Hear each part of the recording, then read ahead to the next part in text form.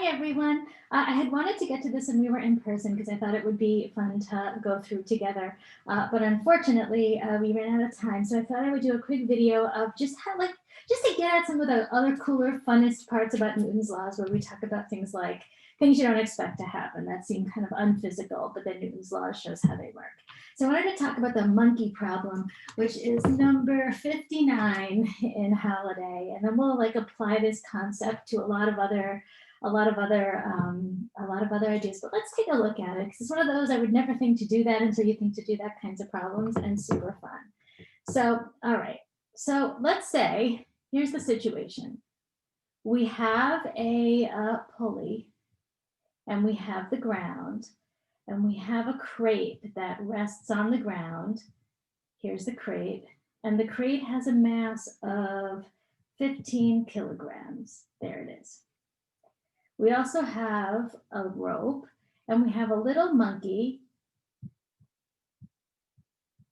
and the monkey has a mass of 10 kilograms.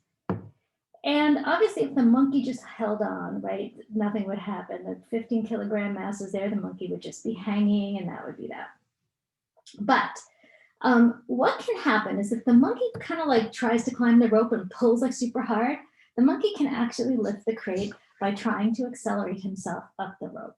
So let's try to figure out what is the sort of minimum acceleration the monkey would have to give himself up the rope to get the crate to come off. So let's think about the first part of that. What would get the crate? What's the minimum force to lift the crate? And what would be lifting the crate? Well, what would be lifting the crate is sort of, if it's coming off the ground, we can imagine it kind of coming off the ground at this point, right over here. And so at that point, we'd have the weight, which is mg. Let's pretend g is 10 for now, just to make it a little simpler so I can do the calculations in my head. So we'd have 150 newtons mg, which is the weight of the crate.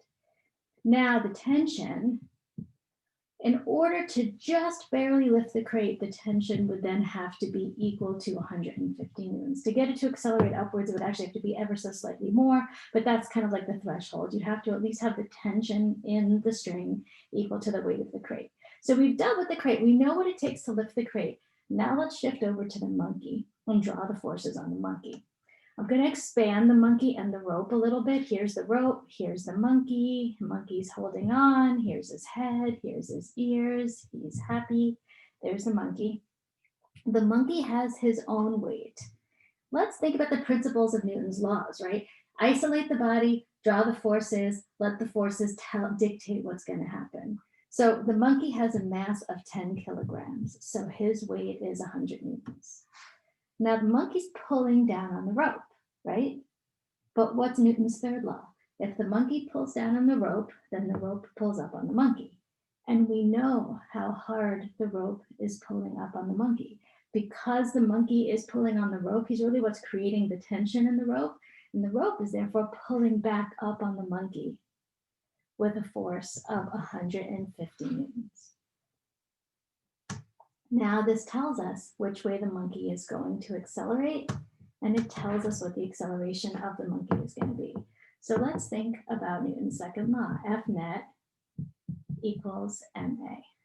So we can choose up as positive. So we're going to do 150 plus negative 100, or 150 newtons minus 100 newtons. And that's going to be the mass of the monkey, 10 kilograms, times his acceleration. And so that gives us 50 newtons equals 10 kilograms times A, and then A of the monkey would be 5 meters per second squared in the upwards direction. Now this is interesting because the monkey's accelerating upwards. He's pulling the string and really hard and running up the string.